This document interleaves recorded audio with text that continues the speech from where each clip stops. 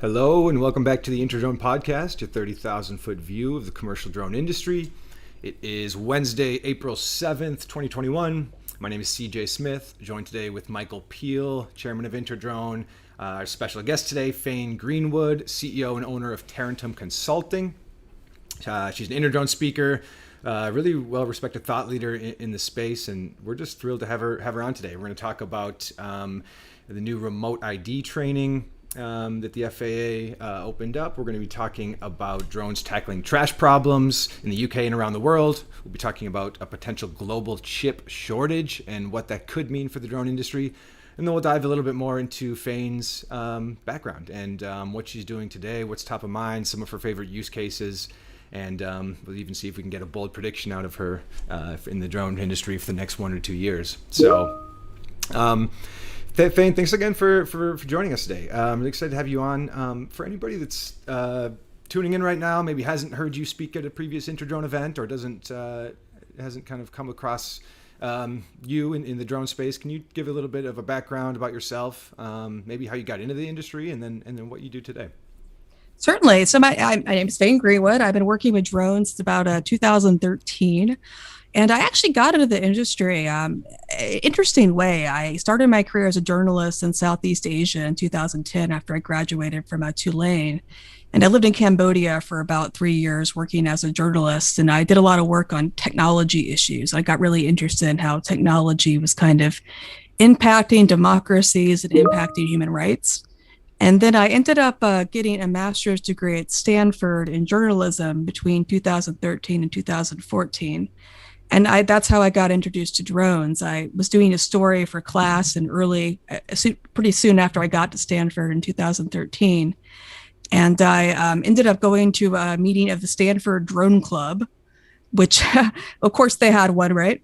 And I ended up becoming really interested in technology because I initially started thinking about this would be great for war correspondence because this is a great way to look at something and really get close without putting yourself in harm. But then I really started thinking about all the implications for making maps, humanitarian aid workers, for disaster response. And that was the same year in 2013 when that awful typhoon hit the Philippines. And there was a lot of conversation about how drones were being used to kind of better understand the disaster. And it was what I ended up doing at Stanford was I ended up doing my master's thesis on drone technology. I spent a lot of time kind of getting to know people in the Bay Area drone scene. I bought my first drone and learned how to fly from Eric Cheng.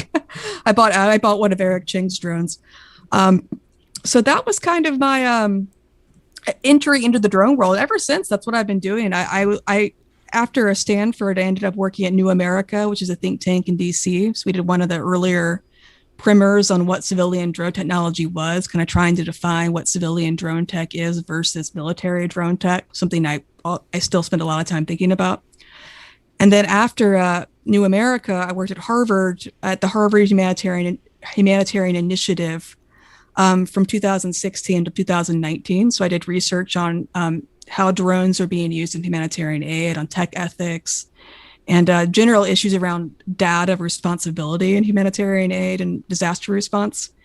And since 2019, I've kind of started my own consulting company called Tarentum Consulting LLC.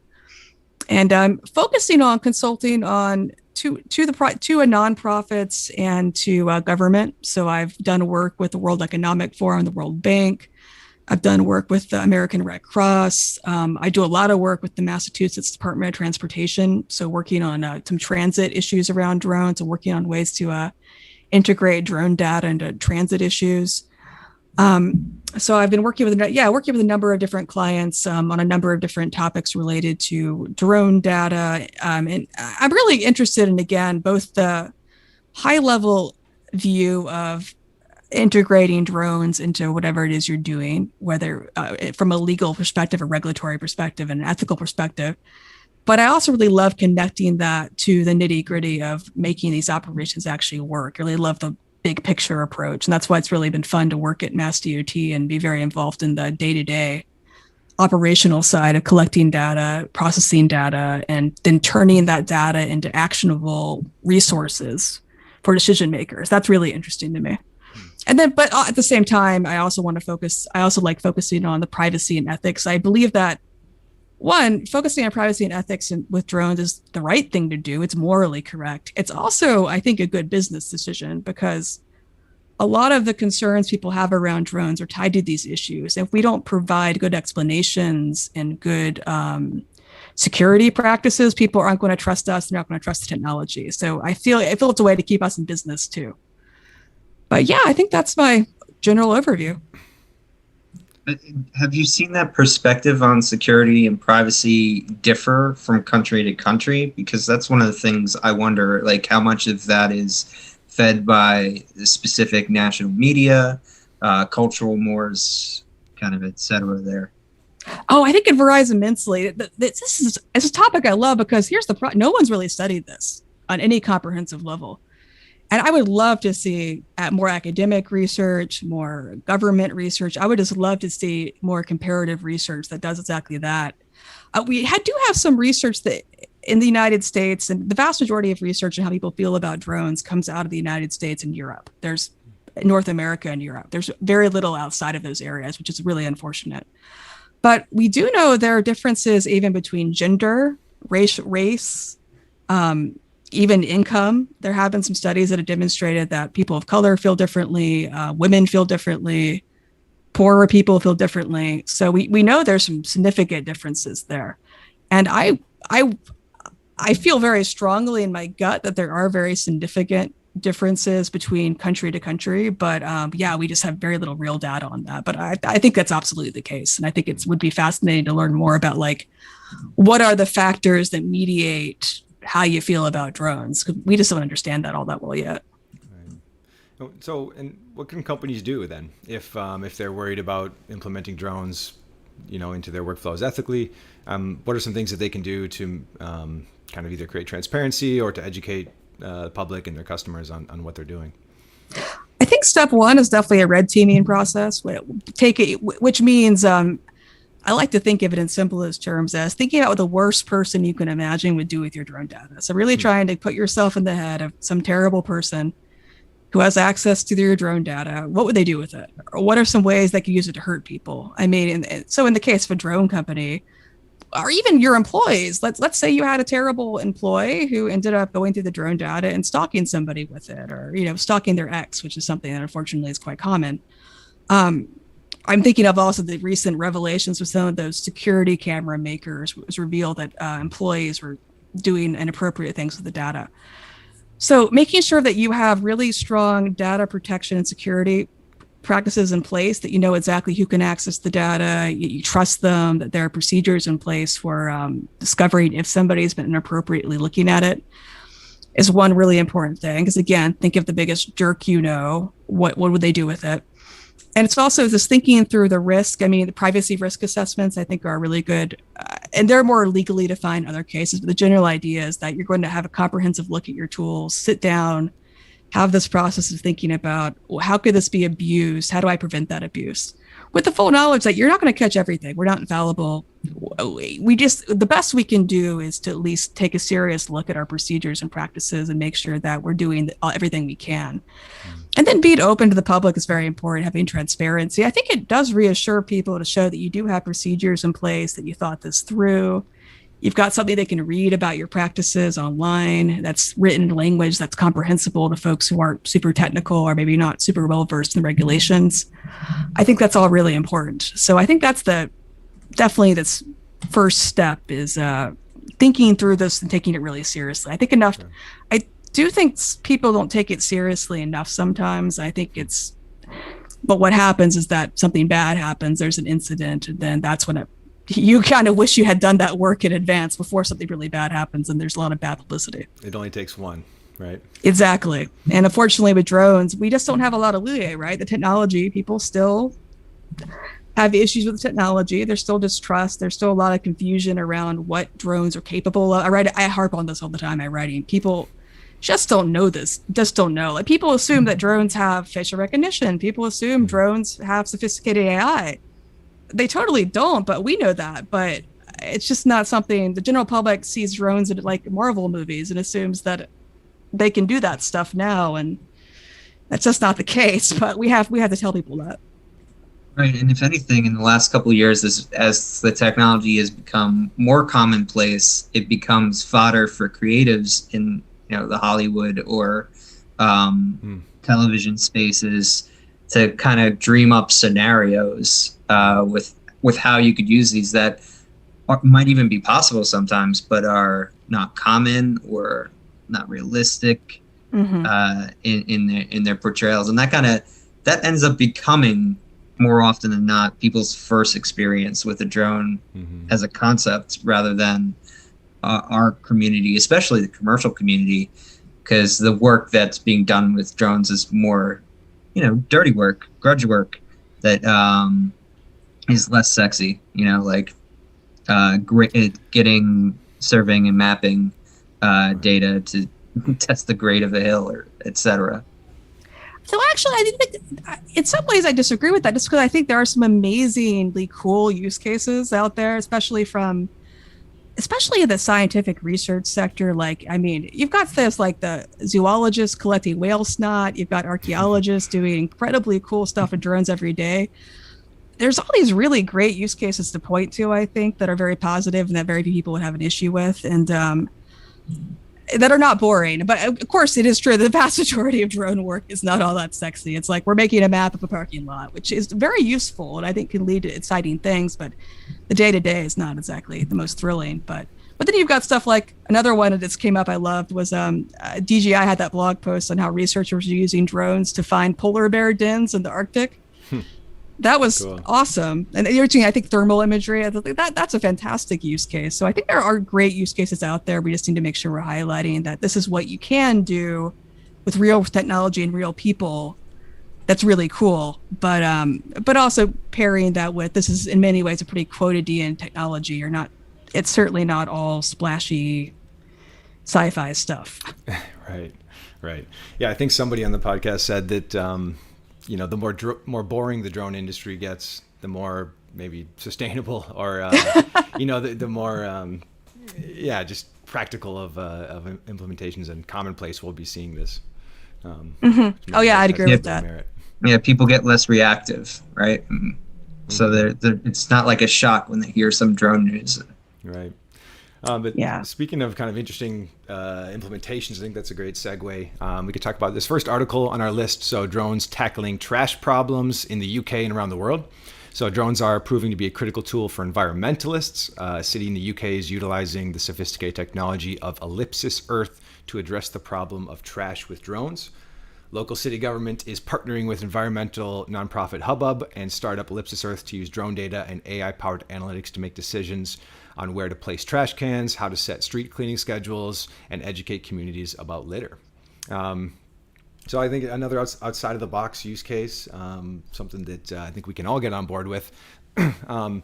We talked about this a little bit offline before we started recording, but Faine, what do you think when you see something like this and kind of the creativity? And it's kind of funny. You start to see artificial intelligence being used to deal with garbage, and so you're kind of seeing a merging of seems like polar opposites. But what do you what are some of your first reactions when you see something like this? Yeah, I think this is a fantastic project. I think it's a really cool way to use some of these tools we're developing to do something really positive. It's certainly the kind of thing also that it's, as someone who thinks a lot about the problematic nature of these things, I really have very few beefs with this, right? It's you're looking for objects, you're not collecting anything, data that might be creepy. You're doing something good where you're helping to educate, you're helping to figure out street cleaning schedules and trash can placement. And it makes perfect sense. And I think drones are this is something that you couldn't do without a drone, right? Or you couldn't do it nearly as efficiently because you couldn't use satellite data because the resolution's is simply not high enough. And you would also want to be doing this pretty often because they're trying to capture behavioral patterns, right? So you got to repeat it a whole bunch. I mean, you maybe could do it with an aircraft, but again, it'd be incredibly expensive. Yeah. It would be obtrusive. It would really just not be anywhere near as useful. And then you combine that with GIS technology, with AI technology, then you're creating geospatial points for all this stuff, and you're really able to identify it's the behavioral analysis here in the sits, but it's anonymized, which I'm fine with because all you're doing is figuring out what times of year, what locations correlate to more trash, and how do we put more trash cans there and mitigate that human behavior to reduce trash. I think that's I think that's a super, super cool project. And I'm excited to see where this goes. I actually sent it to some people I work with. So it's like, look at this. This is super cool. Yeah. So, no, I love this. I think this is great. Yeah. And at the bottom of the article, Ellipsis software can identify plastic with a 93% accuracy and 95% certainty. And it also says that the project has proven results. In Sorrento, Italy, authorities say they were able to use the data to institute strategies that reduced trash by 45% and cigarette butt waste by 69%. So, as small as a cigarette butt. That's super cool. Making the difference. Yeah, what I like about this is the kind of thoughtfulness of it's not just collecting dumb data, right, and saying, okay, we'll use it later. Like the entire loop of how it will be used was thought through, and they're making an impact by changing the human environment now, which then in turn changes human behavior. I mean, this is one of the great promises of drones, where I'm not even sure public knowledge of the project even needs to be known, right? I mean, good that it be posted and people be aware, but oh, it's nice that there's a trash can there. Last year, I couldn't find a place to throw this out is the only thought that might go through a regular person's head. So that's kind of cool that we could improve the environment in such a subtle way by doing data collection at this scale, like you said, which is probably not possible without a drone. Yeah, it's another great example, and it's something I try to keep in mind is just trying to remember use cases that it just wouldn't be possible or be really infeasible without a drone. So it really proves the value of the technology, I think, is looking at situations where if not for drones, we just wouldn't be doing this. I think that's a great way to frame it. Mm-hmm. Absolutely. Yeah, because I think in the drone community, we often get in that, when you're a hammer, everything looks like a nail situation where sometimes we want to stick a drone in there where it's not necessarily even the most efficient way to accomplish something. But this certainly is, I think, a provable, useful use case. Definitely. And I want to just remind anybody who's tuning in, we are recording this live, so feel free to ask us any questions you may have in the chat. Please say hello so we can give you a shout out as well, and maybe let us know where you're tuning in from. The second article on the list, we're talking about remote ID. So after a couple of delays, the FAA is gearing up to launch its remote ID training. This is an entirely online training starting April 6th, so that's yesterday as of the date of this recording. The online program is designed to make it easier for Part 107 certified pilots to renew their status without needing to pay for in-person testing. So I know that was a big, I think there's kind of two things going on. First, COVID closed a lot of the FAA testing facilities, and I know there were some Part 107 pilots who were up for renewal during that time, and they were kind of figuring out what to do. And I think the second part is remote ID. You're adding some new training for pilots that's kind of amended onto the Part 107 training course, and allowing you to do it online is a great step, I think. It's just kind of reducing that barrier. It's helping more people get educated on the new ruling. Faine, I'd love to just hear some of your thoughts on this, and then maybe even at a broader level, what are some of your takeaways on remote ID? Obviously the big ruling kind of at the end of 2020. I'd love to just get some of your insight on that. Yeah, absolutely. So yeah, I think this is a great idea. I mean, it certainly will benefit me because I need to renew soon with myself, and I've got my first vaccine dose recently, but I don't want to go into a testing center. So I think that makes it a lot easier for a lot of people, and also reduces the hassle of having to drive out somewhere and complete the test in a physical facility, especially because it's not super, it's not a super extensive test. So I think this is a great way to expand accessibility, make this safer, reduce the need for people to kind of show up somewhere in person. I mean, I'm in favor of doing all kinds of things on the internet whenever possible.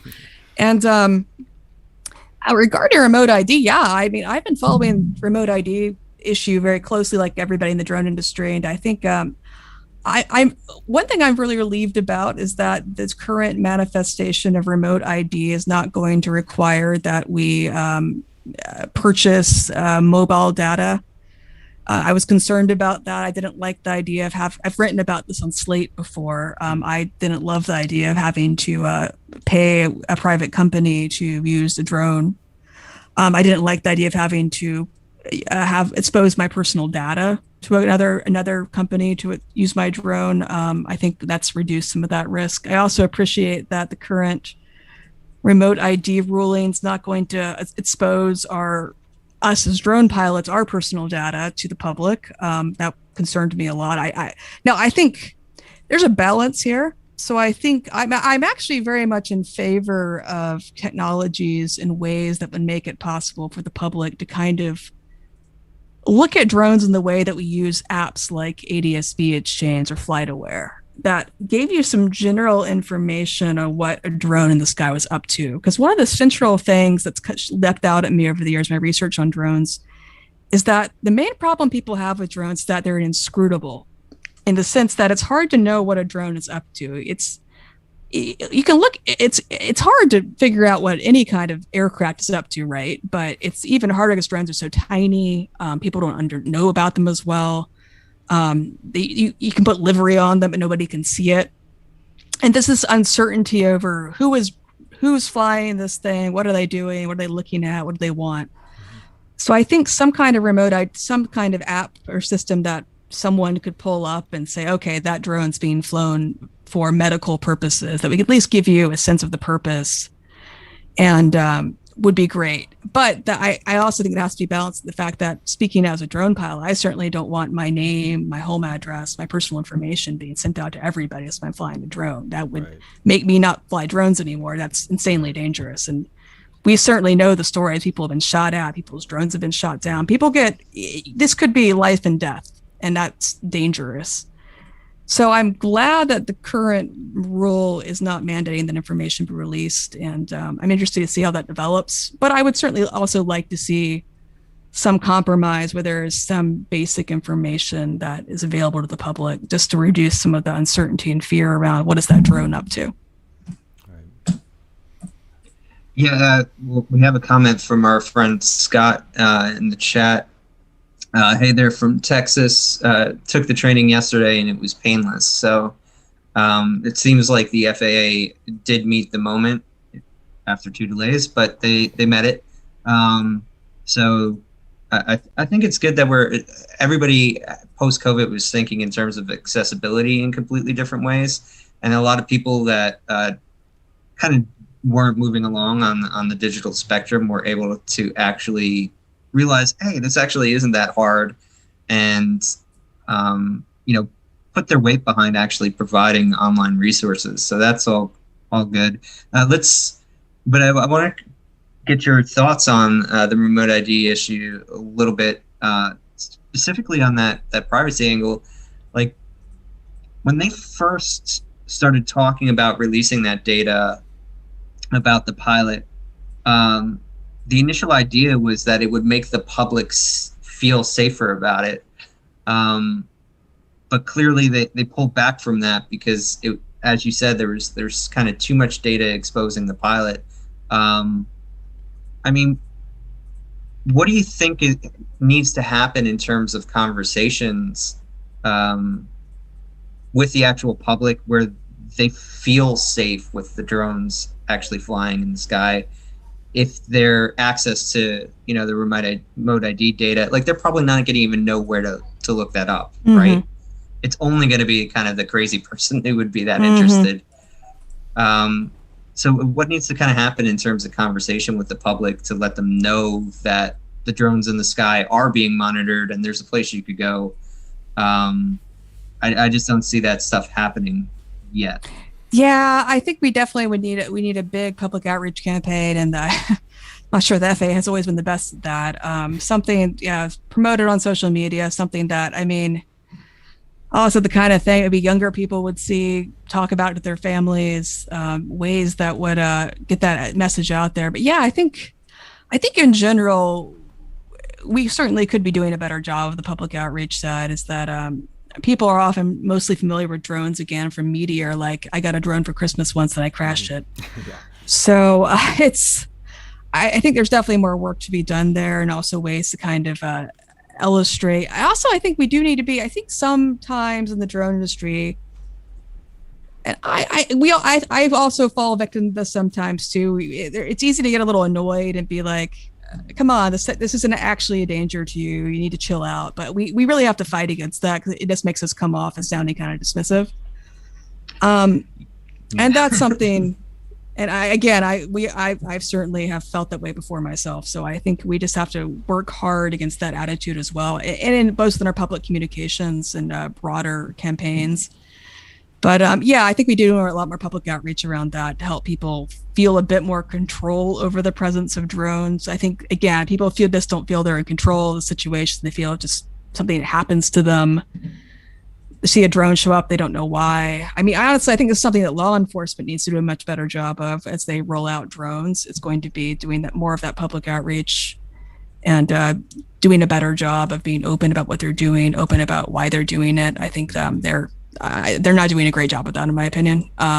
Because the other problem there is that if the public associates all drones with law enforcement drones, including drones that are doing completely different things, that causes problems for everybody. Because if people specifically distrust police drones, but they can't tell your drone apart from a police drone, that's going to make it a lot harder for you and accessibility. So this is how kind of we all have to be helping each other out here, because we can't atomize or separate ourselves from the larger community perceptions. We're kind of all in this together because the public can't tell the difference.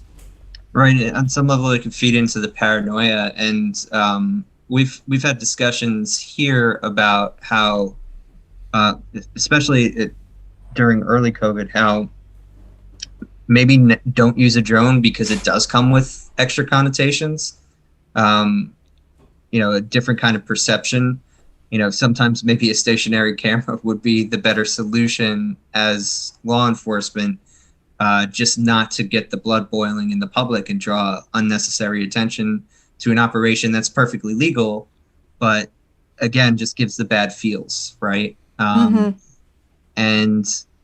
I think there's the more consideration that a public safety agency gives to communicating with the public and making it known how it's being used to increase the safety of the environment that we all share together, the better you do. And I always point back to I think it was 3 years ago when I first found a law enforcement agency had set up a Facebook page just for their drone.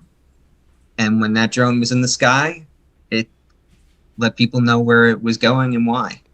And something as simple as that is a great way to kind of communicate with the public how your drone fleet might be deployed.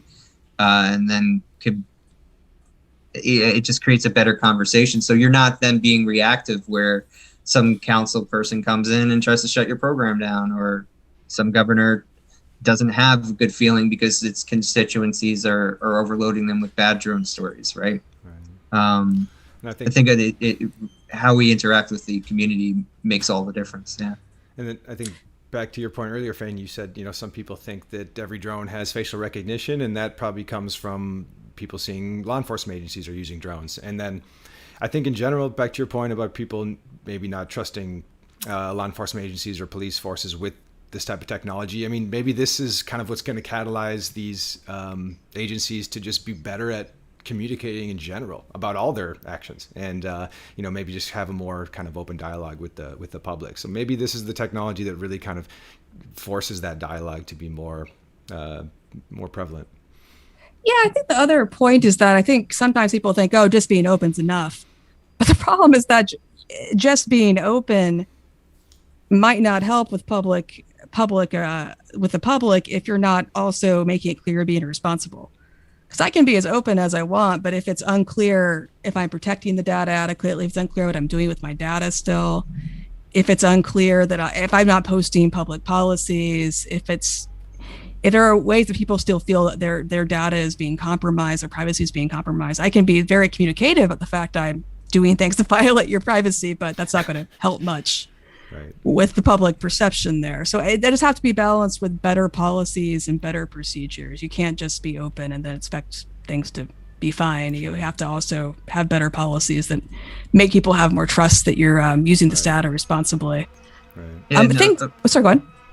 Yeah, kind of like that attitude thing that you were talking about before, because I've done it too, where it's like, oh, come on, these things aren't these aren't a harm to you. Don't worry. It's very easy if your job as a law enforcement officer, it's continually engaging with certain kind of activities that the public pays no mind to, but now they're paying mind to it with the drone to be equally dismissive, right? It's like, well, I'm telling you what I'm doing. I always do this stuff, right? And not understanding the context for how that's understood is an easy hole to fall in. That, like you said, if you're not using it, maybe the public actually wasn't aware of that common practice and is now not happy about it. Mm-hmm. That's another factor. Right. Yeah, exactly. I think so we're having all these broader conversations right now, and there's a lot of the context is very different than even it was a year ago. And it's funny, I felt like there was this lull in media in some ways and talking about drones and law enforcement for like a couple of years. It really felt like people were talking about it, but kind of had fallen off the radar a bit as a major concern. Because back in around 2016 and prior to that, there was a lot of the conversation about law enforcement and drones. Then law enforcement bought a whole bunch of drones, 2017, 2008, 2019. I think the Center for the Study of the Drone has released data. There's been a big uptick in law enforcement purchases. And then ever since last year, that conversation has really come roaring back in conjunction with a lot of other conversations about police technologies. And I think it's just, we do have to realize the context has really shifted very quickly, and we have to be very aware of how drones fit into this larger picture around surveillance and tech ethics and things a lot of people are paying a lot of attention to now that they might not have been even 14 months ago.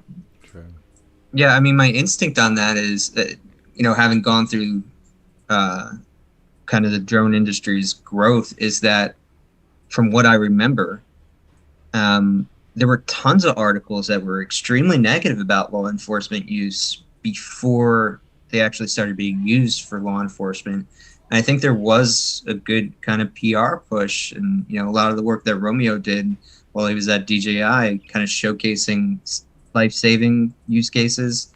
I think that kind of mitigated it for a while, and to your point, other social issues kind of brought back concerns that maybe even shouldn't have been kind of pushed to the wayside as much, back into focus again.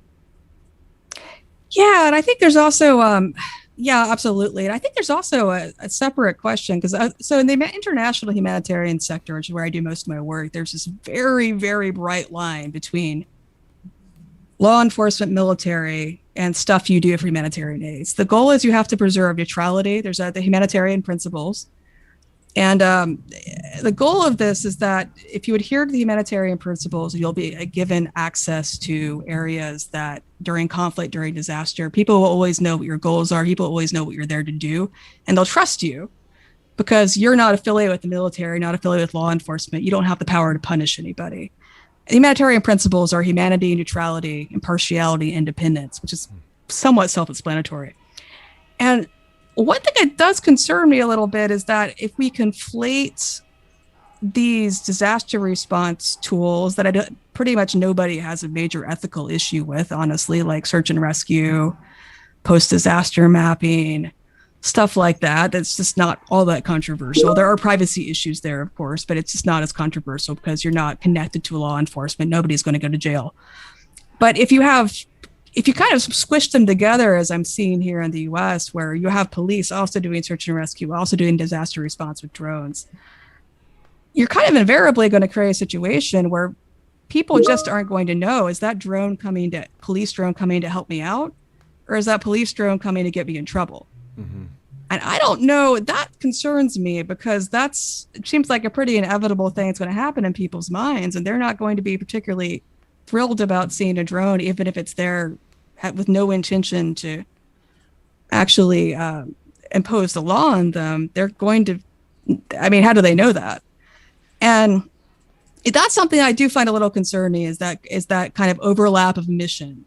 And I don't know how to reconcile that, but I do find that a little worrisome. That's very much not how it's done in the international humanitarian sector for those reasons of you have to have trust. It's interesting. Take it out of the drone space, and I'm just thinking about around my town. I could tell the difference between EMS, fire truck, uh, police officer who's undercover or trying to, create a speed trap versus one that is just regular patrol or responding to incidences. And there's lots of established paint jobs, sounds, and devices to notify people how these things or which context you're engaging with a public official under.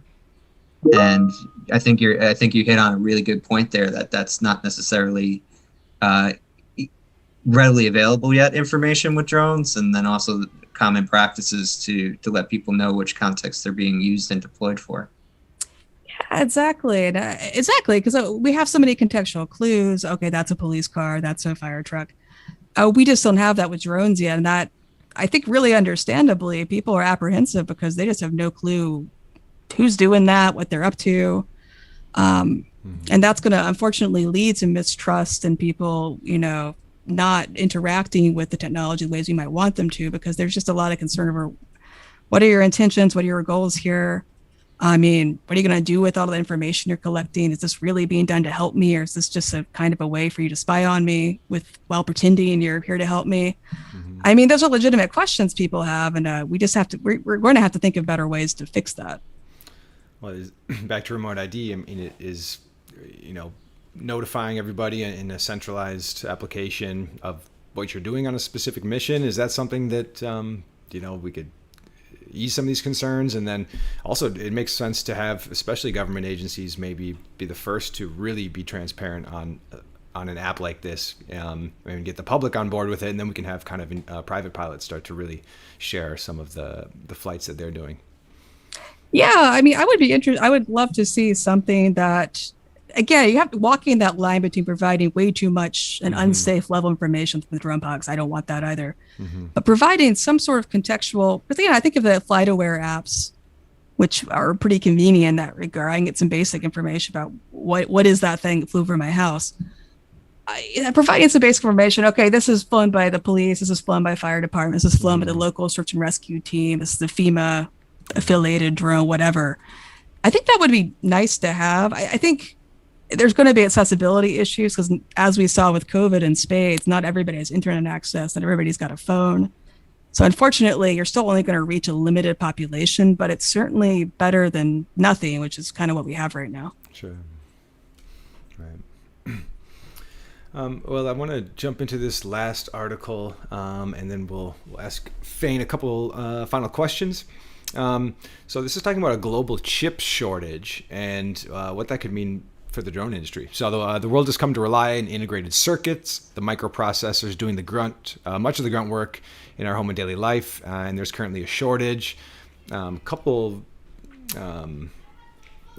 a big reason why we're seeing this. So COVID threw a wrench in global supply chains, partly due to temporary closures and long-term slowdowns at chip factories, and also because some of the companies that rely on chips for their own products reduced their standing orders. The article says that against the backdrop, consumer demand for certain kind of electronics have surged as well. And then this is an article on Drone DJ, and their take is that this is definitely bubbling away in the background. Supply chains will continue to be impacted for months, and we're going. It says that there are signs the global chip industry is working hard to catch up, but it's not there yet and won't be for several months. So, Mike, I'd love to kind of kick this over to you first. I know, somebody who's deep in the tech scene. What do you think when you see this article? Is this something that we should be concerned about? And I'm sure drone manufacturers are aware of it. But what are some of your kind of initial takeaways? I mean, this is actually probably one of the most important things going on in the background in the tech hardware space. Has huge implications as we start to computerize literally every aspect of our lives. And in some ways, I think businesses aren't going to go back to pre-COVID conditions with internal processes, and that requires more compute power. There's also, I think it's not really addressed here. It's talking more from the COVID side, but there's also international sanctions and trade that feeds into it. There's also, if you think about chip manufacturers like Intel, they haven't been able to get below 14 nanometers, and Apple with AMD and other is almost down to, they're at 5. That makes a huge difference for how much power you can pack onto a chip. The thing I'm most upset about is I still can't get a PS5 for normal market rates. I don't think I will for quite some time. But my big question here is, if Intel's investing, if in new fobs to produce, I know the Chinese government is investing. We might have a shortage for a while, but we also might have a glut directly after it, 6 months from now, as demand slows, as we start to find daylight again. Right. Definitely means a lot for drones, because we're not the average computer. We're not servers, we're not the largest client, right? So that means that a lot of the manufacturers are the last on the list, and they actually end up paying the highest premium just to get a chip to keep moving. And then you add on the top of that, like the programs like the Blue SUAS and things like that kind of have requirements on where you get your gear, or where you get your hardware from. That puts huge constraints and only increases the price for Americans who are purchasing these things. Right. Faine, any thoughts? Any interest? Yeah. I think, from my point of view, one of the big advantages of drones is that they're dirt cheap, honestly, as a technology, in the sense that one of the big advantages in the humanitarian sector or the international setting is that they're honestly not all that expensive. You don't have to be super rich to fly a drone and collect good data. You can make beautiful maps without spending a ton of money. You can, the low price is really a key element of why drones have been such a transformational tech. So anything that pushes those prices higher is going to have a negative impact. It's going to be particularly hard for people who do not have deep pockets around, especially around the world. Also, communities in the United States who might not be as well off. It's certainly going to have a major impact, especially if prices stay high. It makes it hard for people to kick off drone programs who have limited funding. It makes it hard for students, or researchers, and scientists who often don't exactly have the biggest budgets. Sure. So that's certainly concerning. Is low prices are key to drone accessibility and key to the fact that drones have been such an interesting tech. Right. Yeah, that's so true. And it's funny, you kind of would see people in the industry fight that because they want to make money selling the bigger drone, right? But the fact that they got scaled down so fast was really what the revolution was, and why the general public even knows about them at all. I think it's a huge loss every month that goes by where we can't get affordable drones, or that they're harder to procure because of the chip shortage. Sure. Yeah, exactly. If it's just a specialty technology, it'll be like satellite imagery, right? Satellite imagery is amazing, but it's still only specialists really know how it works, know how to access it, know how to use it. It's expensive. It's kind of hard to access. You have to know where to go.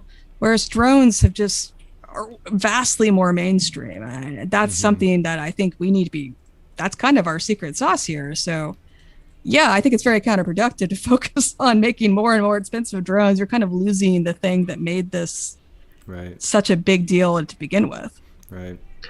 Well, also, if you start, as a manufacturer, start building your business model to this current reality, I think it's kind of short-sighted, because at some point the rug will be pulled out when the chips get cheaper, right? And that, you would hope that we would get back to a race to competitiveness. Smaller drones are awesome. Cheaper drones are even better, right? And so many times too that somebody who wants to implement the drone program, either at their government agency or at their private organization, they have to kind of sell it to the higher up and get that funding. And if that price goes up, it's a harder sell to make, basically. And we see from the data that's where these drone programs start, right? So if there isn't that entry level to make it easy, we do it all the time just in our own corporation with software. If there isn't a free trial, I can't show the value upwards as to why we should we should adopt this technology. So maybe a drone manufacturer will come out with a free trial program for agencies. Wasn't that kind of happening with DJI? I was reading that DJI sent out a bunch of free drones to like public agencies during COVID, and then they asked for them back. Yeah. But they asked for them back. They were loaners. Oh, I didn't know. Yeah, that. I think there was some. I think they ran afoul of some actual issue. Like it could have been perceived as a bribe, but it wasn't, thankfully for them. But it just felt like on that line of like, especially with the anti-China sentiment. That's like, what I was gonna say, with the privacy. You know, Yeah. Right. Certain people ran with that the Chinese are trying to buy our cops or something like that. Right. Yeah. Right. Okay. But yeah, I think that's a great example of kind of that issue is that. Yeah, and that's exactly it. I've seen this happen over and over in the sectors I've worked in. You have to sell it first, and it better be as cheap as possible because people are not going to want to be dropping $50K on a program initially. But if you can talk them into dropping a few grand, that's actually enough to prove the value of drones in a lot of cases. You only need a few $1,000. Mm-hmm. And you can get by and then kind of prove you've got value. But if you can't access the cheap drone, you're kind of out of luck. Yeah. Right. Yeah, and then also the expensive drone can break, so then you're doubly out of luck, right? It only proves against the use case then, because people if you get soured on that level. Imagine if you were to go to the store buy an iPhone, then an hour later it breaks, screen cracks or whatever, and you actually have no options. If you go back to the store, they're like, no, it was on you. Like you would never buy a smartphone again. And that's actually what would happen if you're buying, a $5,000 to $10,000 drone, where some huge issue happens, and now that thing is toast. Did you have insurance on it? Maybe you weren't thinking that far ahead because this is so new. So those, I think we're still actually as an industry living with some of the consequences of 6-7 years ago when that actually was the reality for anybody who was trying to build a drone program. And it's only from the fact that these things became affordable that we've slowly started pushing past that in the enterprise space. Right. I think it's also the way some of these disaster response agencies, if you're flying these things, like let's say you're doing a humanitarian aid operation during a horrible natural disaster, it only really works. And I've heard this straight from the horse's mouth here because they're so cheap, you can view them as semi-disposable. Right. You can set aside enough money because you're always going to go out there with spares. You have to have it is ridiculous. You just do not go out of these situations without at least a couple backup drones. You operate this up, you're going to lose at least one, maybe two. And it works because they're so dirt cheap that it's not a huge problem. But yeah, you bump that price up even a little, that's just going to stop being viable because it's just not going to work anymore, especially in risky, scary environments. The cheapness is the value.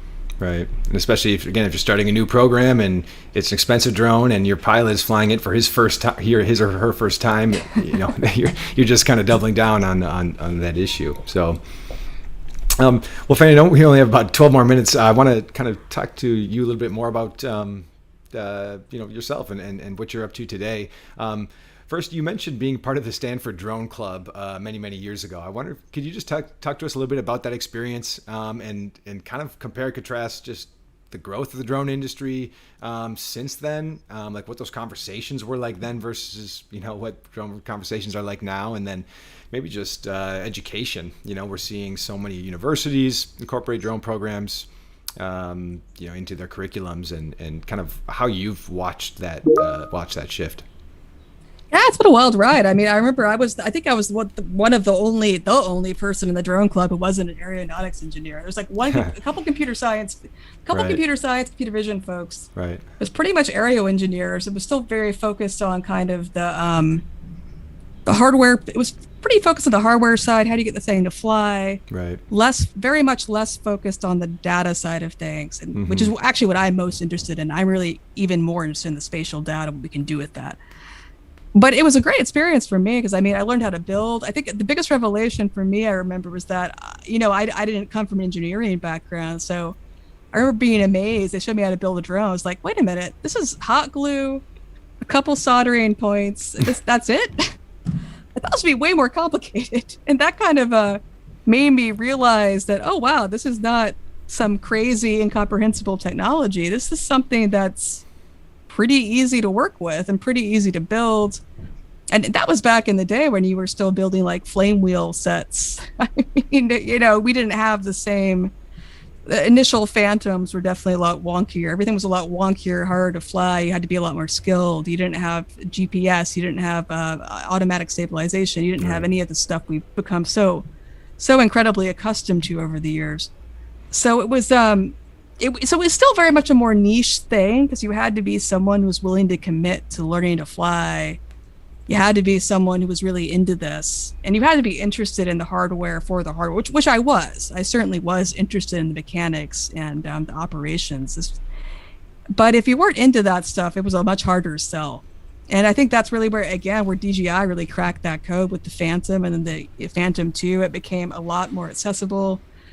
It became the kind of thing where, some random schmo could buy a drone and do useful things with it. I mean, the introduction of drone deploy, automated mapping, you just press a button, it goes off and does its thing. That made it so much easier, in my observation, to get people using these, because you didn't have to be. It moved it away from the space where this was something for aviation nerds or model airplane nerds, which is always going to be a very niche kind of hobby environment, into something that's way more mainstream. You didn't have to, know all the local aviation clubs. You didn't have to. But that's actually still the case with fixed wings, though. Multi-rotors have become very mainstream. Fixed-wing drones are still a lot more esoteric. It's still a little more rooted in the DIY hobby space. You still have to be you have to know what you're doing more still. They're not as plug-and-play, kind of idiot-proof as multi-rotor, which is a shame in a way, because fixed wings are amazing. But, that was a really interesting environment. And, I had a great time there. I loved learning all the stuff about drones. Really got me started in my path. And then, I've been really excited to see the expansion of drone programs at different universities. I was involved at Harvard in setting up Harvard's kind of drone policies.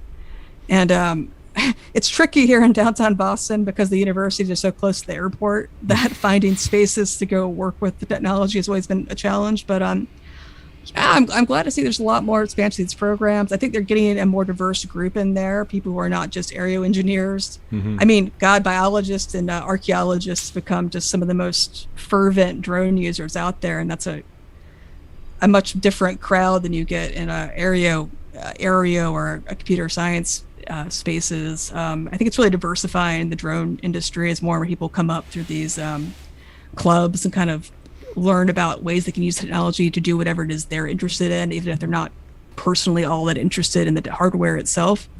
So I think it's been an amazing upward trend in accessibility, cheapness, as we were just talking about, and ease of use, and that's been great.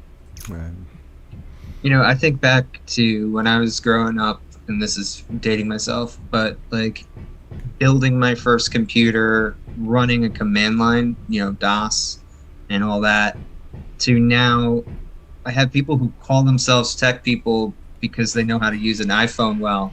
And there's so many layers of abstraction from, the command line to just being able to function around apps in a kind of fun, hacky way.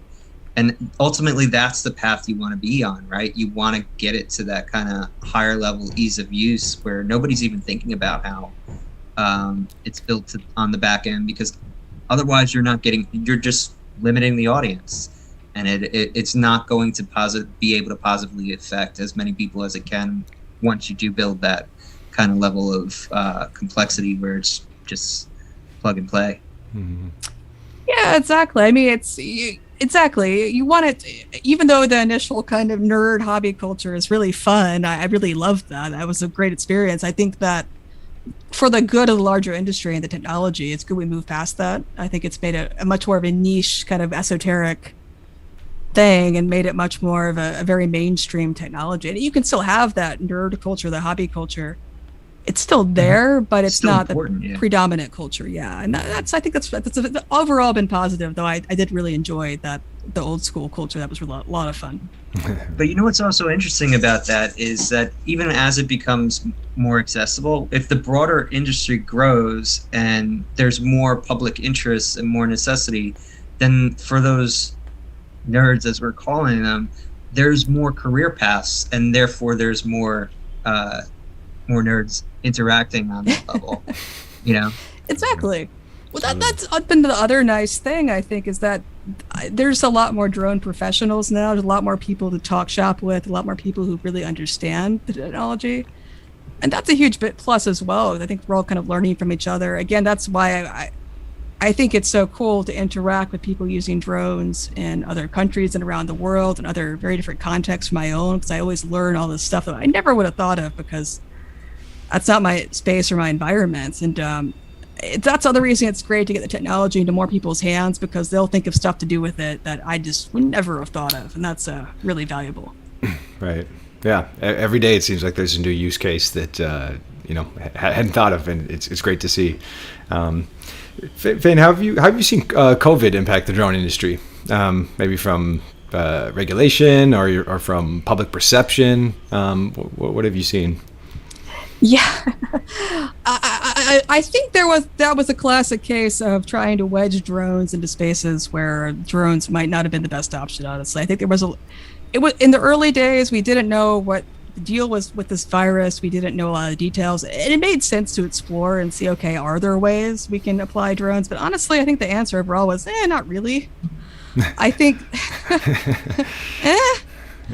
But I think that I had to say I wasn't super impressed with anything that came out of this. There were some things I thought were actively problematic. I thought the pushes, I wrote about this for Slate, for example, some of the pushes to use drones to detect COVID with thermal scanners were, in my opinion, actively dangerous, because that is simply scientifically not possible. That's not how thermal sensors work. I dug into it. I don't know if I got that idea from you, but I definitely brought it up on the podcast. And I read your article around the same time, because that was my instinct too. It's like, that doesn't seem... It's not a thing. Like, there's better ways to do that. Right. The FDA just released some guidance on this, saying that people are using thermal scanners really wrong, and drones are just an even worse manifestation. It's just not how it works. Interesting. Mm-hmm. Yeah. So that was one case, and I certainly had my concerns over, like you mentioned. I thought that honestly the social distancing monitoring drones just freaked people out more than anything else, and I think the UK had a lot of pushback against that. I remember. I think it just produced a lot of bad feelings and probably not all that much useful data, because the fact of the matter is you can't keep your drone up that long. You don't want to do persistent surveillance here. Just put a camera on a stick somewhere and be done with it.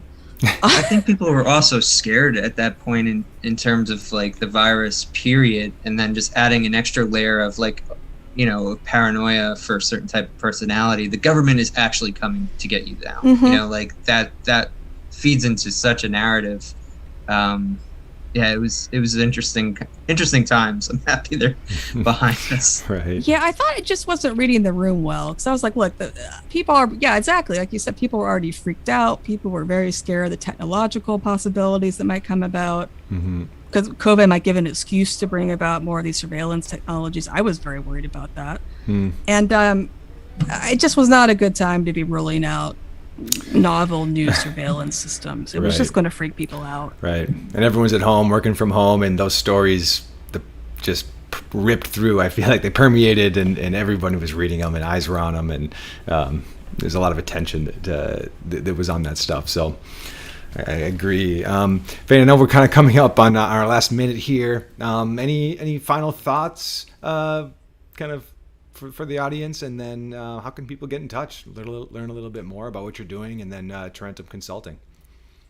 Sure. Yeah. No, I think this is a great discussion. I'm definitely very interested in hearing from people in general regarding some of the issues that we talked about today, especially around issues of privacy and ways we can do a better job protecting privacy and also making it clear that we're doing it, but also technical solutions. Here's something I think is really important. We need to do a better job of understanding what privacy risks actually are from drones. Like, we talk about it a lot. There's actually basically nothing in the scientific literature that attempts to define what privacy risks from drones are. And that's a problem, because if we can't identify the risk and name it, it's really hard to protect against it. It's hard to talk about it too and sound serious, because we don't really know what we're trying to protect people against. So that's something I'd love to see more emphasis on, is actually, okay, what are the privacy risks from drones? What do they look like? How do we define this stuff? Then that helps us make them not happen. So that's something I'm really passionate about. And but yeah, that's in terms of how to get in touch with me, you can get in touch with me. My email is fainegreenwood@gmail.com, just my name in Gmail. So it's really easy. I'm a Faine. I'm the only Faine Greenwood out there, so I'm super easy to find. I'm on Twitter. I'm Faine G, FAINEG. And I'm also on LinkedIn, same thing, Faine Greenwood. My website's faineg.com. So you see the pattern here. Smart. So I'm easy to get in touch with, and I'd certainly love to hear from people. I'd love to talk about just in general. I'd love to hear more about consulting projects. I'm very interested in talking with working with people doing working humanitarian aid and disaster, finding out ways to integrate data into their programs, and very interested in talking about privacy and data ethics topics as well. That's all stuff I'm very interested in consulting on, and also just chatting about. So please do get in touch. I'd love to hear from you. Great. Yeah, we'll put some of those links in the description of the podcast, and hope to see Faine and all the listeners at Interdrone 2021, August 10th through 12th in Dallas. So I hope so too. Back in person this year. Super excited, and hope everyone else is too. So Faine, thanks again for joining us today. It was a great discussion. I know we're at time, but we hope to do it again sometime. And thank you everybody for listening. Have a great rest of your week, and we'll be back in about 2 weeks, same place, same time. So take care. All right. Thanks, everyone. Bye.